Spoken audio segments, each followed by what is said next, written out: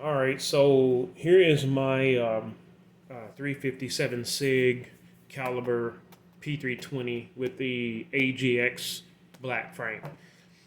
And so my other video, I showed the FCU and I showed what I was going to put it in and everything. I'm making this video for the second time because I wanted to include prices. Everybody always asks prices. You know, what's the price of this? What's the price of that? You know, when I put these guns together. Now I can say prices, but I cannot tell you because of YouTube's gun policy. I cannot tell.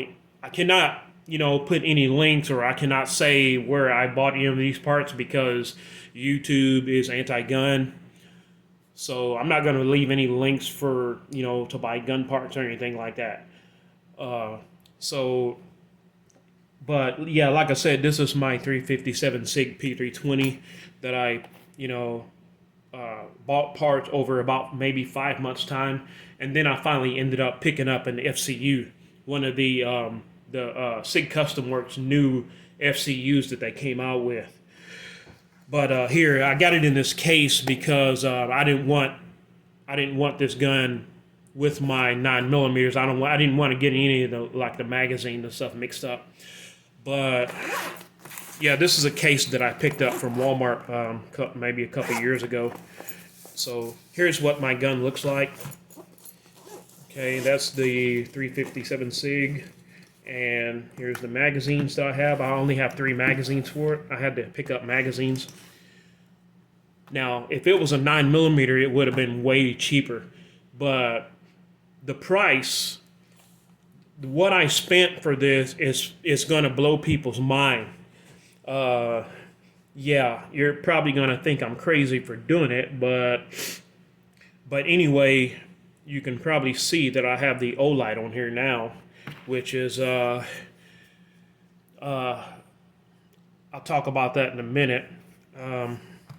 Now I'll go through some of the parts of what I did, and some of the parts that are factory, and some of the parts that are aftermarket.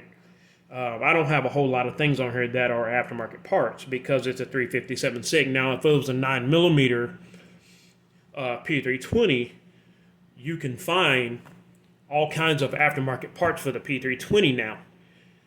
So, but yeah, I mean, like I said, I have the AGX frame, which I can't say where I picked it up, but I'm sure people know where I picked it up.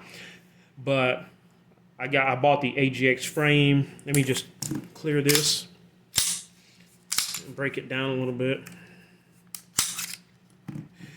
Yeah, but I ended up using the AGX frame. Now, when I started this, buying all these parts, my intention was to use the X carry frame because it was a frame that I already had, an unused frame, and I still have it. But in the middle of buying all these parts, Sig came out with the AXG black frame, and I just had to get it. I just had to get it, and I'm like, man, an all metal frame for the P320 is just an awesome idea. And then I went and bought I didn't like the slotted screws, so I picked up screws off of eBay for 226, 228, and 229, and they fit perfectly. See, there's no movement in the grips or anything. So I picked these up for around maybe 14 or 15 bucks for 4 screws. So that to me that just looks much better than the slotted screws. And then the only other aftermarket thing that I have on here is the takedown pin. Now the takedown pin is one of the gas pedal takedown pins. It just allows you to, allows you a place to put your thumb. Now, being 357 Sig, now I did shoot this gun. I only shot 3 magazines. I shot it. Now, I didn't do an accuracy test or anything. I just shot it to make sure it ran and everything, make sure there's no malfunctions, and make sure everything, make sure it cycles, make sure it runs good. So I just literally just went out behind my house and shot at a tree stump. So, but yeah, the gas pedal, now you don't have to get this, of course, but I like the gas pedal because it allows you a spot to put your thumb when you're shooting. Now, especially 357 Sig, you have not way more, but you probably got about 30% more recoil than 9mm. So this is just going to help out with your accuracy, having, a place to put your thumb on the takedown pin. So, and then I went out and I bought the FCU, the new FCU that Sig came out with, Sig Custom Works, which has the skeletonized trigger, and it has sort of your matte gold color, desert tan matte gold color, which I love. Yeah, I think it looks pretty good with this all black frame. So yeah, that looks pretty good there.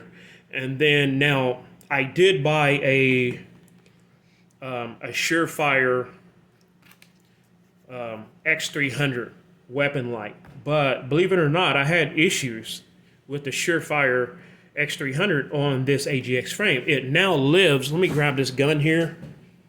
Let's see. Let me show you here. All right. So my X300 that I bought now lives on my old RX model. So now the issue I had with it is, now I used the proper fitting, which you can see right here. It's the bigger, this part right here, I can't think of what you call that. It's the fitting here that fits up into the slots here is a little bit bigger. That's the proper fitting for, any other gun except for Glock. But when I mounted it to that gun, it had a little bit of back and forth movement. Not a little bit, a lot. So, and then not only that, the way I fixed that problem is I put Velcro right here, which is, kind of crazy, but believe it or not, it did work. And then another issue that I had when I did that was, I'll see if I can show you here. Let's see. When I put it on, now this is the model that has the quick release. This is the one I wanted. So now this is the A model. And they make a B model which has a screw-in piece to lock it into place. But the issue that I had now, so when I did that, is,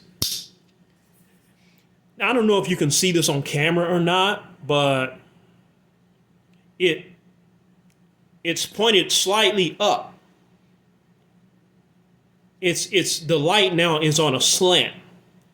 Now I don't know if you can see it on camera or not, but it is there. Now, I know people might say, well, that's not a big issue. Well, it's a big issue to me, and I just don't like that. Now, one thing I see is the front of the trigger guard is slightly slanted down. Now, when I put it on this gun, look at this trigger guard on this one, on my polymer frame. It comes down, but it comes back up. When I put it on this gun, it's completely straight on this gun. So now, yeah, I mean, this is the gun that my Surefire X300 is going to live on now. My Olight fits it perfect. Let's see here. Put this back on here. Now, I know some people always bash Olight and stuff and say they're crap. This actual light has been on this gun for almost 5 years, and this gun has been through at least 12,000 rounds, and this light still shines. So I don't know why people bash, Olight all the time. I've never had any issues with any of my Olights, so you know, I like I said, I can only speak for my testing. I can't speak for anybody else, but I like I said, I've never had any issues with Olight. So there you go right there. But yeah, this is my old RX, by the way. Love this gun. This is one of the first red dot. This is the first red dot gun that I bought. Over about 5 years ago when it first came out. So yeah. And then I got the slide. Just a basic slide. Now Sig upgraded the sights on these slides. These are really nice night sights. So yeah, this is a 357 Sig slide. You can use it with the 40 caliber also. So you got your barrel, guide rod, recoil spring. So being 357 Sig and 40, everything is thicker. Then I went and I got magazines. So I got, the magazines are 14 round. I got two 14 rounds, and then I got an 18 round. So that's all my magazines right there. That's why I keep them in that case, because I want to keep them all separate from my 9mm, keep them from getting mixed up. So price. Now this is the part that's going to blow people's mind. Let's see here. I'm in the middle of wrapping gifts, so I got to use this as a block. Now, everybody always want to know prices. Okay. Get this here. Okay. AXG grip frame.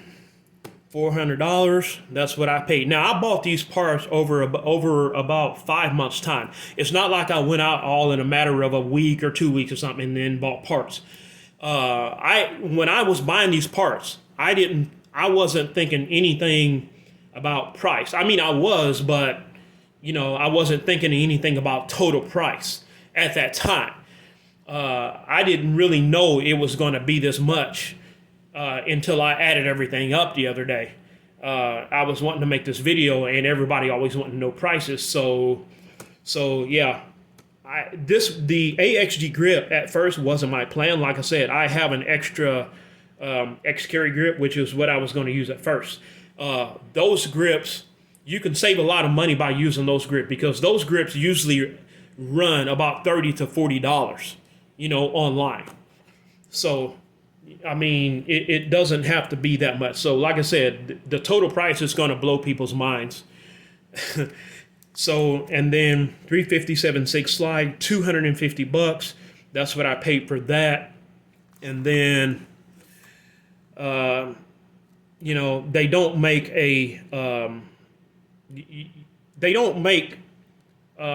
custom slides. At least I'm not able to find one like they do 9mm, like for the 9mm. There's all kinds of companies that makes custom slides for the 9mm P320.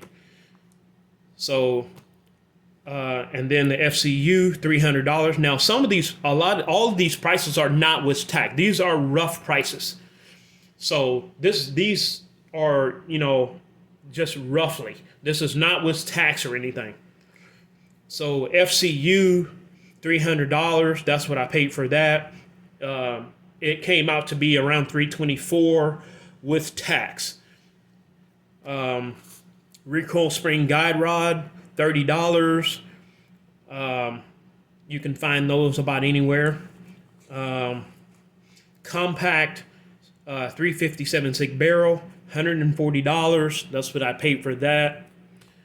Surefire X300, $214. Even though I'm running the Olight, I had issues with it on the AXG frame, but it was still a pretty good buy. But I just can't use it on that frame. I mean, I can, but I just don't like the way it fit. All right, and so gas pedal, takedown pin. Now, that's another place where you can save a lot of money. A regular gas pedal takedown pin, or not gas pedal, but a regular Sig takedown pin, it's going to run you 15 to 20 bucks. And like I said, I have 3 extra takedown pins, that I'm not even using right now. So, I mean, that's another, $50 drop, that you can save on a takedown pin. You do not have to use the gas pedal takedown. That's just the one I wanted. And so the total price of that, $14.04. And not only that, I forgot magazines. I bought 3 magazines. Add $120 for magazines. So now it comes out to $15.24 is what I spent. What I spent to buy everything for this P320. Now, that's going to be a little hard for people to take, and I know what people are going to say. Oh, yeah, you could have bought 2 P320s for that. Yeah, I could have,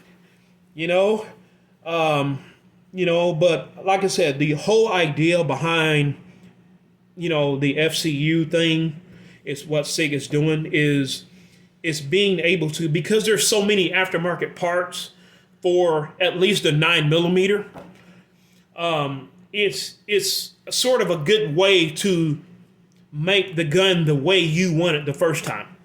If you go out and buy a basic P320, a majority of the people are going to go out. They're going to want to change the parts anyway. I know because I've done it.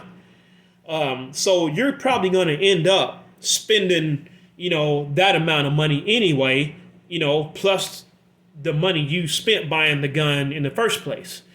But it's just going to depend on, what you like and what works for you. So, yeah.